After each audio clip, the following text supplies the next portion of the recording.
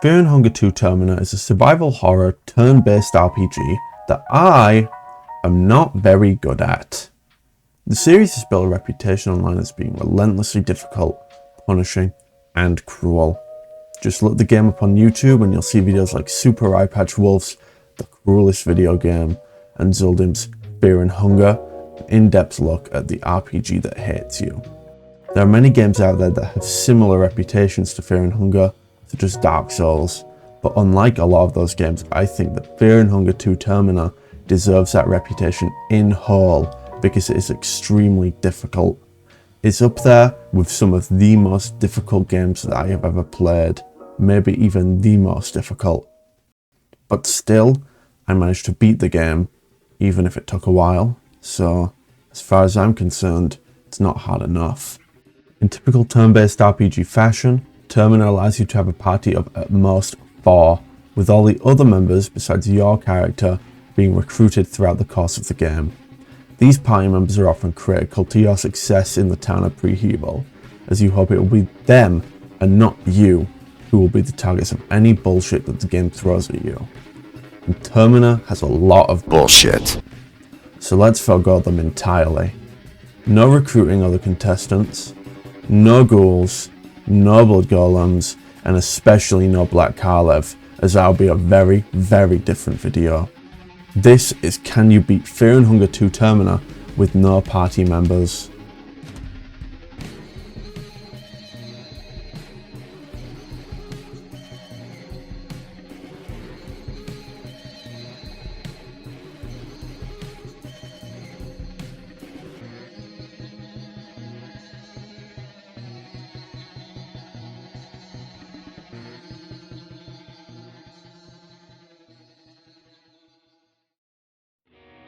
Once we click New Game, we're met with easily the most impactful decision of the run so far: what character we're going to play as. There are 8 contestants in Termina, but only one of them is making the cut for this run. Of our list, we have my stupid chud daughter, my stupid chud son, gender swapped Frank West, the most blatant JoJo reference that I've ever seen, Daniil Dankovsky from Pathologic, 2 characters I couldn't think of jokes for, and Osar. All 8 of the contestants have their own unique skill trees, stats, opportunities, and general play styles that would greatly influence how we're going to play this run.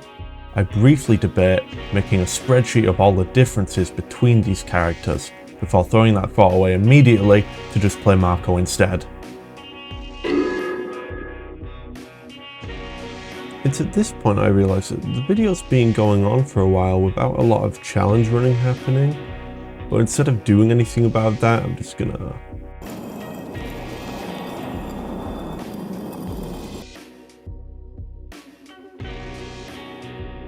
Yeah, that looks good.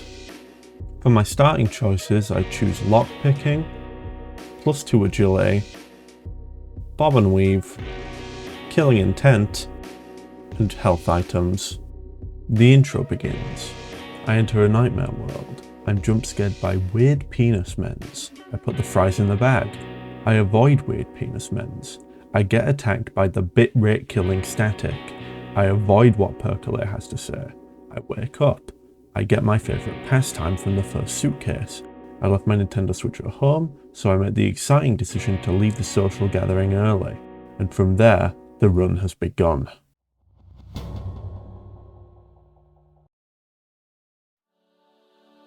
I start the run by heading left from the train, soon arriving at a very scary shack, where I find a terrifying jump scare. Honestly, I consider ending the run right there. Thankfully, the game gives me a way to calm my nerves, as my comfort character, Linkara from atop the 4th wall, is right nearby. But I haven't forgotten how upset the delays to his History of Power Rangers videos made me, so I quickly begin my assault, somehow punching his arm off, much to his displeasure, before punching the rest of him to death. At first I lolled, and then I serioused, because the actual reason for my bloodlust, for those uninitiated, is that in order to complete the run, I need to kill all the other festival contestants, and retrieve 3 effigies from the church, apartments, and orphanage respectively, giving me access to the final boss. With Linkara very much deceased, 12 contestants remain, so I make my way to my next victim, who is located to the right of the train. Standing by the lake, with clearly nothing better to do, is my target, Frank West. It's honestly really peaceful. The lovely scenery is really nice, and it gives me a chance to reminisce. But unfortunately for Frank, I end up reminiscing on Dead Rising 4, and she does not survive my blind rage. Moving on, I find some hostile ghouls who, luckily for me, you can avoid combat with entirely through the power of speech, or rather, a lack thereof, as I rage bait both into giving up on combat. I make my way to the mansion on the outskirts of town, hoping and praying that I don't find any blue monsters inside. But what is inside is even scarier. Dogshit book RG, and a white guy. He's bumbling around in a daze, clearly addled out of his mind on the Dragon Ball Z Dende perks I find nearby. I, knowing a person in need when I see one, use my powers of persuasion to get him to quit, and he thanks me for saving him from himself. I also find a hostile priest, who I also kill, by subjecting to a bit that was already outdated even when I wrote this joke. Heading to the basement, I find and try to fight the most difficult enemy in the game, a reinforced door, but it's simply too strong for me, and I end up leaving with shattered pride, hoping to find a door seller who sells weaker doors. It isn't all bad though, as I find a bone saw on a shelf that I immediately start putting to good use. After doing a little exploring, I find my ugly chud son cowering in a different basement, clearly in Dende perk withdrawal. But before I can do anything, he runs away into the darkness, hopefully never to be seen again. With my newfound awareness of the ravaging that the Dende perk is doing to the good people of Preheval, I put all the Dende scorched in the area out of their misery, in what I think is a very charitable act. By the time I'm done, I'm all the way back to Linkara, who, when considering that his head is now crammed into my pocket, will definitely not be releasing a second atop the fourth wall movie. Bumbling through brush, my botanical escapades continue. Maze of trees I'm lost, joking, fear and hunger pros never get lost, or do they, as I successfully made my way back to town and used my non-contestant heads to get soul stones, which will let me unlock some skills later. With the decapitation diversion out the way, I enter the city through the sewers, heading straight to Pocket Cat to exchange my contestants' heads for a save book, which I use immediately. This is necessary because I can't use the bed to save yet since that would progress time, and I need both my revolting chud son and Samari dead on day one morning. It's a good thing I saved using the book so soon too, as I encounter Needles, who punishes me for my hubris. This isn't the end, however, as I find myself alive in Tunnel 5, where I experience something that is going to make this video very awkward to explain if I ever have to. I continue my trend of self-preservation, almost immediately losing both legs to a bear trap. This literally makes no sense. One leg I can totally understand, but losing both legs makes me believe I did not walk onto the bear trap, but rather jumped. It's ridiculous. It's ridiculous, Jeremy! Confused, ashamed, pissed off, and legless, I have no choice but to reload. With legs once again attached, I get to work trying to find my moronic chud son, which at first doesn't go well, as I'm attacked and killed by a police officer, which I think is also ridiculous, because I literally haven't done anything wrong. So I go and introduce his tyranny to my Second Amendment rights, as well as my perfect aim. I easily find the building my reeking chud son is inside, thanks to the pungent aura emanating from it.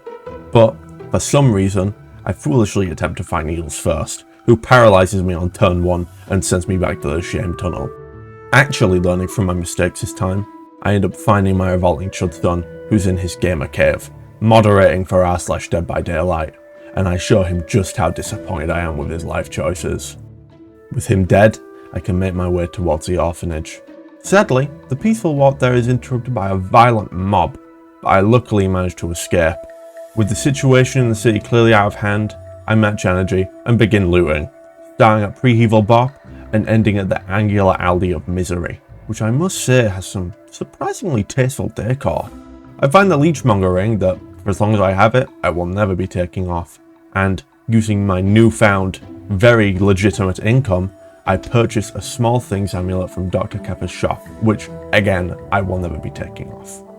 With these diversions over, I can finally enter the orphanage, where I immediately fall through the floor into the basement. Clearly too heavy a load for it to bear, thanks to all of the money in my pockets.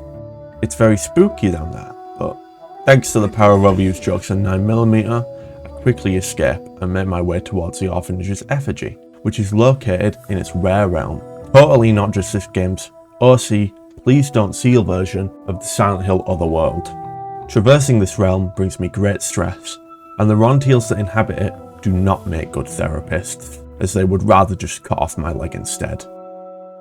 Avoiding as many as I can, I get the effigy and return to the orphanage, which I spend a good amount of time in just searching around for a Sylvian skin Bible, in hopes that I could grow another leg.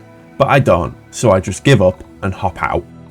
I make my way to the apartments, taking a several minutes long stress break along the way.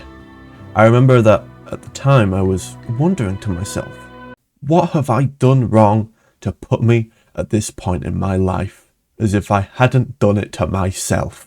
This clearly weighed on my mind a lot, and it clouded my memory as I just walked straight back to where the mob were, because unsurprisingly, angry mobs don't just go and vanish.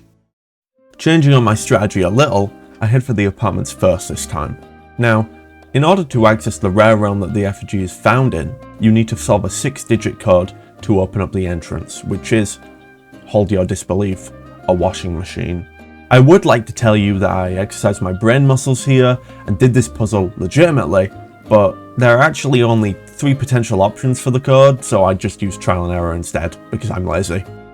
It's areas like these where this series is at its best. The atmosphere is extremely oppressive, and the music in this section specifically is just the worst. It never fails to make me really uncomfortable.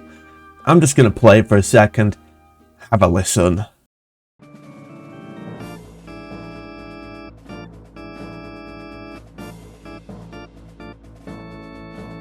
With skill and grace, I masterfully avoid the enemies in this realm, grabbing the effigy and leaving the apartments without a scratch.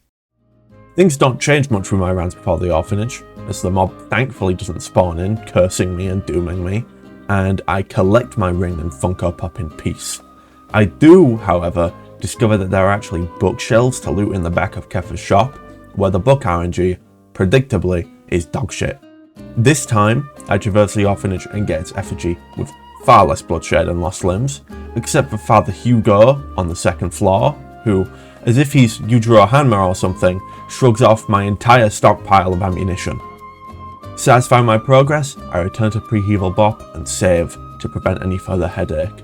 But this, my dear viewer, caused the greatest headache of all, as the game informs me that I had forgotten to kill both my disgusting Chudson and Samurai, and I had to go do it all over again. With the apartments and orphanage clearly not working out for me, I decided the best course of action would be to just go and kill my damn Chud son, head to the church, retrieve the effigy, kill Samurai, and save my game at the bookstore before stress makes me go bald. The trip to the church is far more peaceful, and I wonder why I didn't do this sooner. All those murders are weighing pretty heavily on me though, so I retreat to a confessional and begin trauma dumping to a minimum wage priest. I should not have done this, because this bastard wasn't a real priest at all. It was just Osar, and he revealed that I'd been made victim to a prank, and now he was going to upload my ass to FouseyTube. I, ever the jokester, subject him to a prank of my own. I collect some bolt cutters and make my way to the church rafters, where I'm swiftly assaulted by some pillar men, who, given this game's track record, are probably yet another pissing JoJo reference. I cut down the chandelier and make my way to the church basement, where I kill Samurai, who takes one of my arms in the process, and collect the effigy. All well and good, right? No. I spent several minutes bumbling around the church, totally lost, doing my best Dende Scorched impression, before being chased around by a death mask that unsurprisingly kills me. My next trips to the church go about as well as you could expect. What were they thinking? What were they fucking thinking? What kind of crack were they smoking? What were they thinking with this shitload of fuck? Deciding I'd had enough, and because I very much like having arms, I opt to fight Osar later, leaving his pranks for somebody else. Funnily enough though, this doesn't even matter, because when I go to fight Samurai, I lose an arm anyway. You know, I could have totally avoided this outcome by just destroying the arm she does that with turn 1, it's pretty easy. But instead, I chose to throw a lantern at her head, which completely failed. Yet more proof of my lack of self-preservation. I grab the effigy with my one remaining hand and bolt out of the church, cursing my stupid chud life all the way to the bookstore, where a police officer lies in wait. Thankfully, I defeat him in combat, thanks to my mythical power of speech providing me an opening to attack, adding a deepness and richness to this game that would cause fans of Fallout New Vegas to never shut the fuck up. I'm blessed with a Fear and Hunger skin Bible, and I decide to take a nap, with the overwhelming amount of blood that I've shed clearly putting like no weight onto my conscience whatsoever. However, my lovely beauty sleep is soon interrupted by this mannerless man who I beat to death for the inconvenience, sleeping right next to his headless corpse in what is a really messed up sleepover. I return to the bitrate destroying static, using my soul stones to unlock some skills, and finally save my progress. With newfound joy and optimism, I go to collect the apartment at Orphanage effigies, which I don't think I really have to cover too much, because by this point I think we're all familiar with this section, and I can surely navigate through it without much issue. I finish the apartment with little trouble, and head to do the usual preparation for the orphanage, but this time I find a Book of Enlightenment in the back of Dr. Keffer's shop, which I then cherish with my life. They're really, really rare, so there's no guarantee that I'll get another one if I die. With the orphanage standing between me and my next save, I lock in.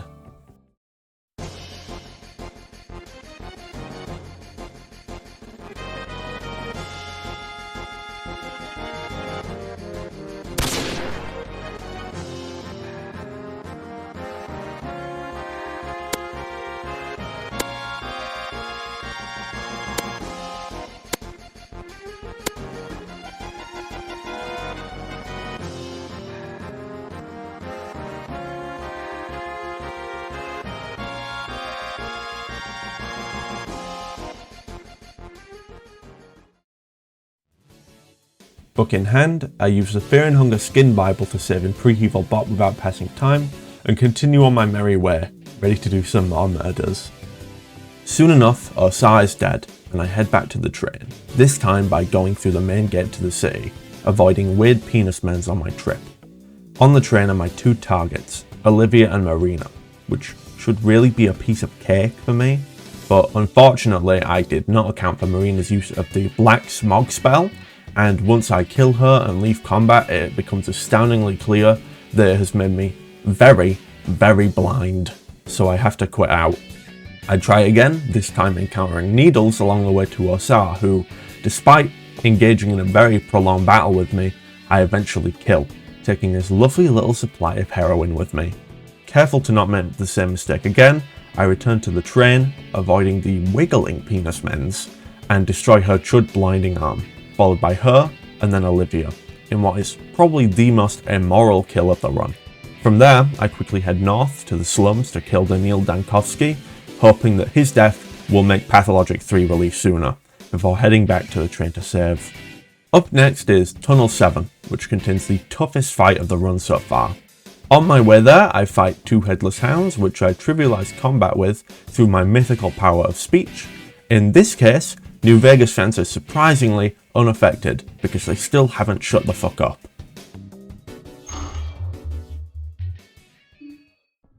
Spooky.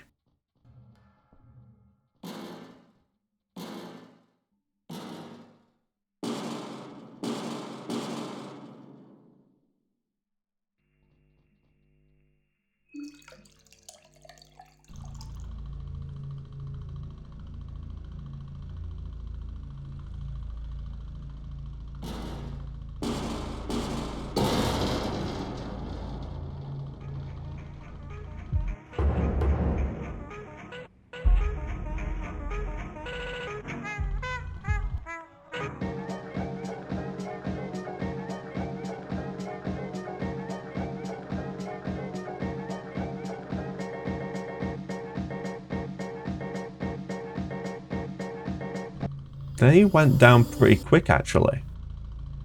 Well, guess I'll just keep going. Uh-oh.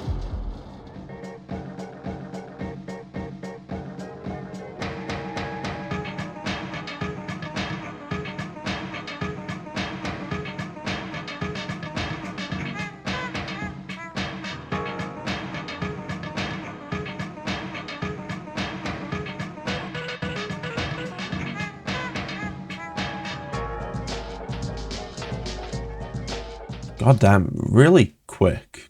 Well, with the elevator fucked, I escaped the tunnel through the rare dimension, returning to the bookshop the way I came, where I unlock some skills and sleep until day 2 morning. From here, we're in the home stretch, with only 3 bosses and 2 contestants standing in the way between me and the run's completion.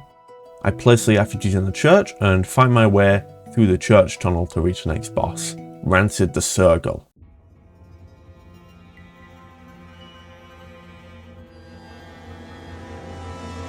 Who immediately takes my remaining arm and kills me on turn 2.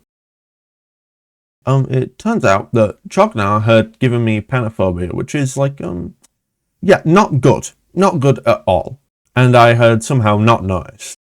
This was a literal death sentence, and I had no choice but to reload a save to fight them again, this time without becoming a sniveling coward, so yeah, roll clip.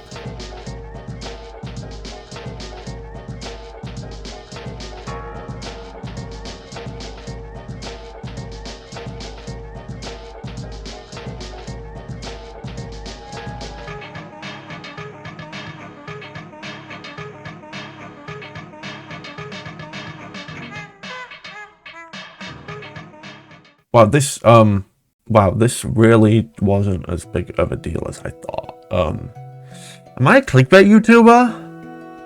I opt not to think about it, and I return to the bookstore, claiming my skills for a second time, and engraving myself to increase my agility, doubling my turns in combat no matter what. I make my way back to Rancid, defeating a priest along the way, where I bemoan my inability to use my outdated joke for a 3rd time, before beginning this fight with the bastard for real.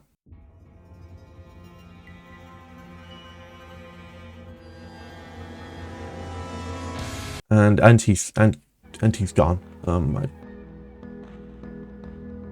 I really am a clickbait YouTuber.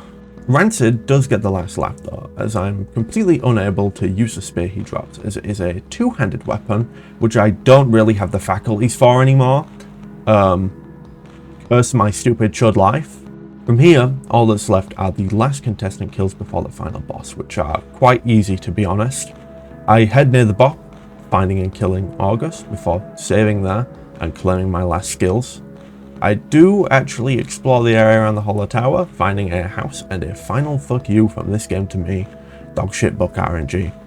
During my exploration, I encounter and am killed by a very interesting enemy, literally on turn 1, making him the most powerful enemy of the run, even more so than the reinforced door somehow. Done exploring, I sleep until day 2 night and head to the Hollow Tower, witnessing the last contestant, Pav, take abominable aura loss, before putting him out of his misery. Ready to fight the final boss, I use my Book of Enlightenment, because I'm dedicated to not leaving until I've ended the Dende Perk Scourge. I go up the tower, which is somehow a huge elevator, and encounter Perkele, who just kind of reveals himself to be completely unaffiliated with the Dende Perk. You know, I'd have been pretty chill with him after this revelation, but he brings the bitrate killing static along with him, and for the crimes of increasing my data consumption to over 100 megabits per second, he must die.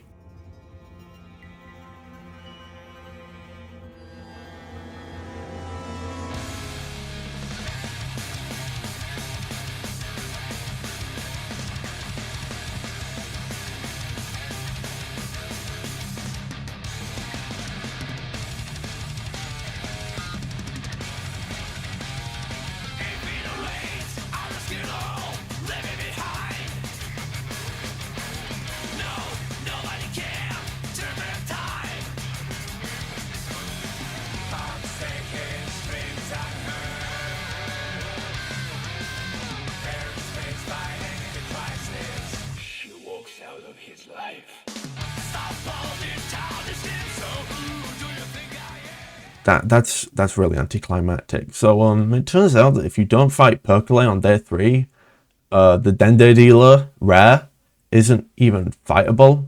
So I'm just gonna...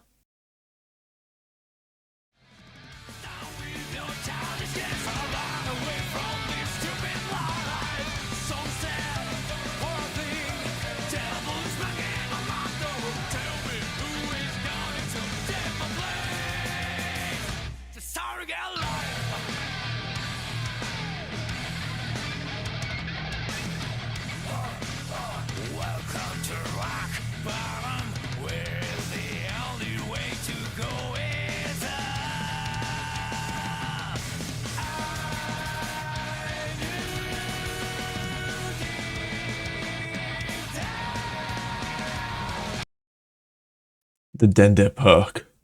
It's too strong, there's no hope. I don't think I can do it. I don't think I can beat Fear and Hunger 2 Termina with no party members. But wait!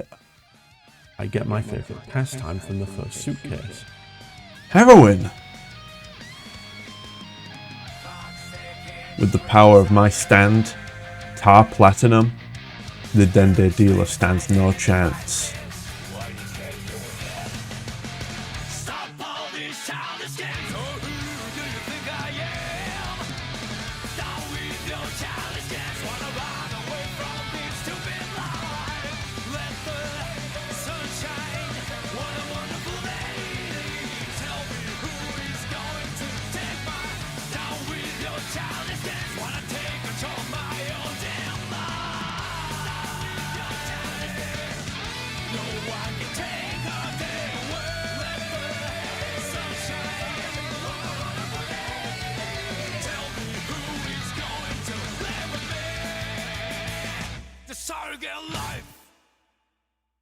With the Dende Dealer defeated, the run ends, proving that yes, you can beat Fear and Hunger 2 Termina with no party members. Throughout the run, I died 23 times, clickbaited my 9 subscribers 3 times, lost 2 legs and 6 arms, killed my abominable chud son 5 times, and got addicted to heroin, taking 5 hours, 26 minutes, and 27 seconds in total.